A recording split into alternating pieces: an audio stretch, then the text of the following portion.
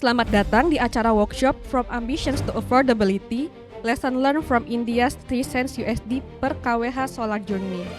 We support Indonesia's energy transition, so towards net zero emissions by 2060, towards the targets of the IUPTL, the Power System Plan, and supporting Indonesia to achieving an energy transition that is based on affordability and reliability.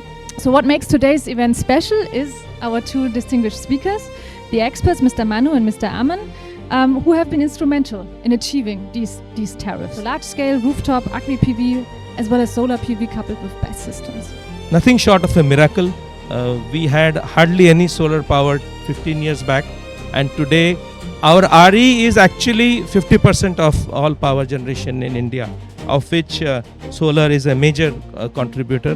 Today, solar in India is much less than half the price of coal-based power in India. Bapak Ibu sekalian, kita punya program yang luar biasa.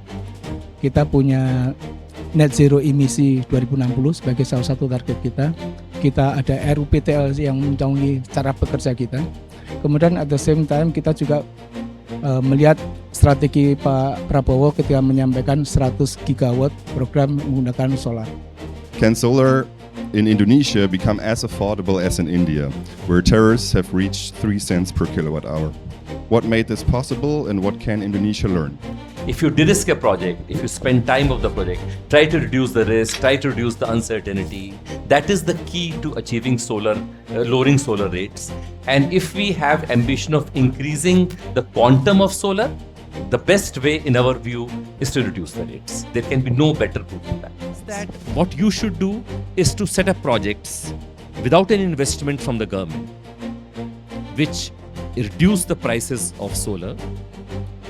And that is the best argument, that is the best case study, that's something that happens in your country, to then move ahead. And one such project would do more than anything else to instill confidence in the solar sector in your country and to attract more investment in your country.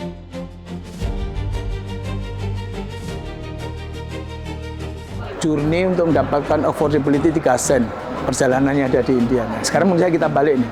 Kalau 3 sen itu diberlakukan di Indonesia, kira-kira impact-nya itu apa saja? Nah, kita tarik balik lagi nih. Apakah ada tax atau duties yang harus kita adjust? Nah, kemudian apakah ada contracting strategi yang harusnya cocok? Misalnya tenderingnya seperti apa? Untuk investor yang paling dipentingkan mereka apa? Selain profit ya, certainty. Skema-skema supaya listrik tersedia available buat banyak orang di Indonesia, karena rasio elektrifikasi kita belum 100%, dengan cost yang lebih murah akan jauh lebih menarik bagi fiskal.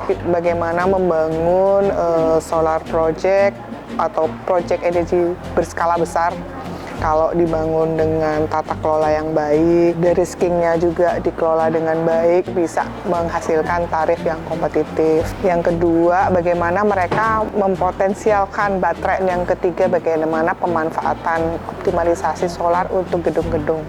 Nah, ini lesson learned yang mungkin nanti pemerintah bisa pelajari lebih lanjut lagi, dan semoga bisa diterapkan di Indonesia sehingga Indonesia bisa secara affordability terhadap electricity bisa tercapai. Ini saya berharap nanti mungkin bisa dimanfaatkan oleh teman-teman stakeholder yang lain, ya, terutama bukan hanya Kementerian SDM saja, karena kita tahu ini kalau sudah berbicara masalah energi transisi, berbicara masalah ketahanan energi, ini menjadi ranahnya menjadi kompleks semuanya dan harus terlibat. I think we can all agree this is the very beginning of the solar journey of Indonesia.